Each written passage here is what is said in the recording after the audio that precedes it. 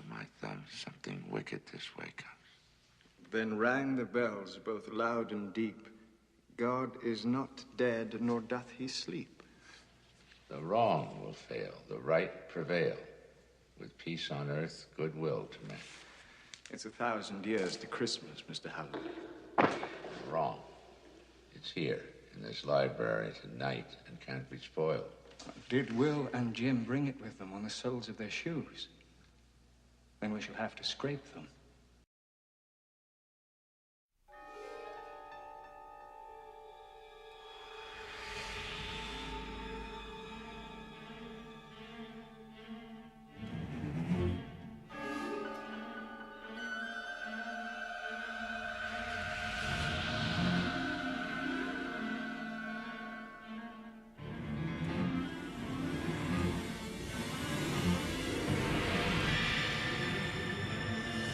Ray Bradbury's terrifying novel on the Autumn People, those mystical creatures that sup and feed on the misery and lost wishes of the living, is crafted into movie form so well by director Jack Clayton, it ranks as one of my favourite and most terrifying experiences of my childhood.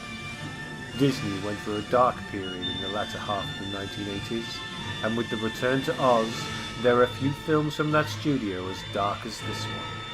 It's a wonderful, dark, gothic tale of loss, bitterness, and the creatures that harvest it. Set in a small American town where the population live on lost dreams, forlorn hopes, and the artificial happiness that breed among themselves, an evil carnival comes to town, hosted by the menacing Mr. Dark, hauntingly portrayed with the creep level of 10 out of 10 by Jonathan Pryce, who finds himself pitted against two young boys and their elder father Charles Halloway, played by Jason Robards.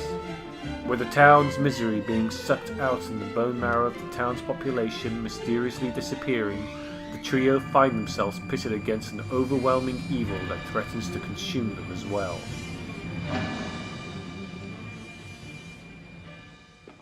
I know who you are.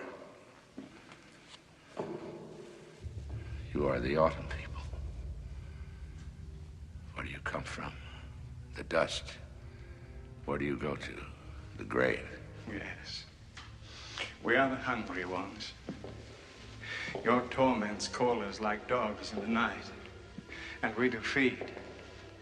And feed well. To stuff yourselves on other people's nightmares. And butter our plain bread with delicious pain. So, you do understand a little.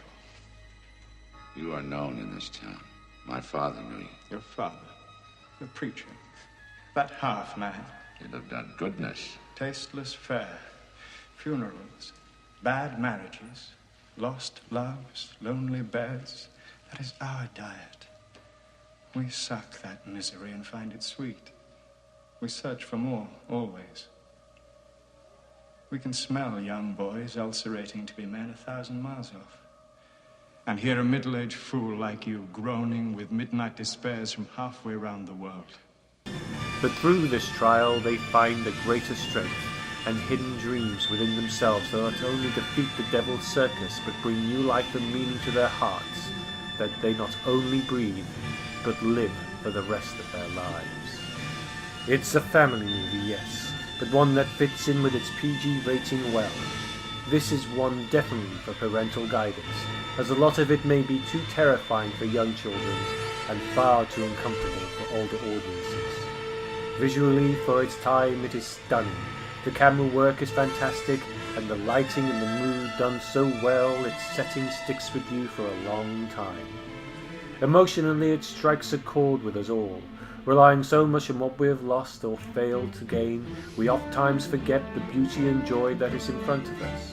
And when we feel that loss, the demons hover around us like vultures waiting to feed from our carcass.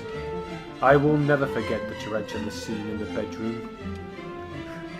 Yeah, I kept looking under my quilt for months after that scene. But in today's age of N-17 horror films, Something Wicked This Way Comes as a testament to true horror storytelling, proving that you don't need blood and gore to make a good film or story.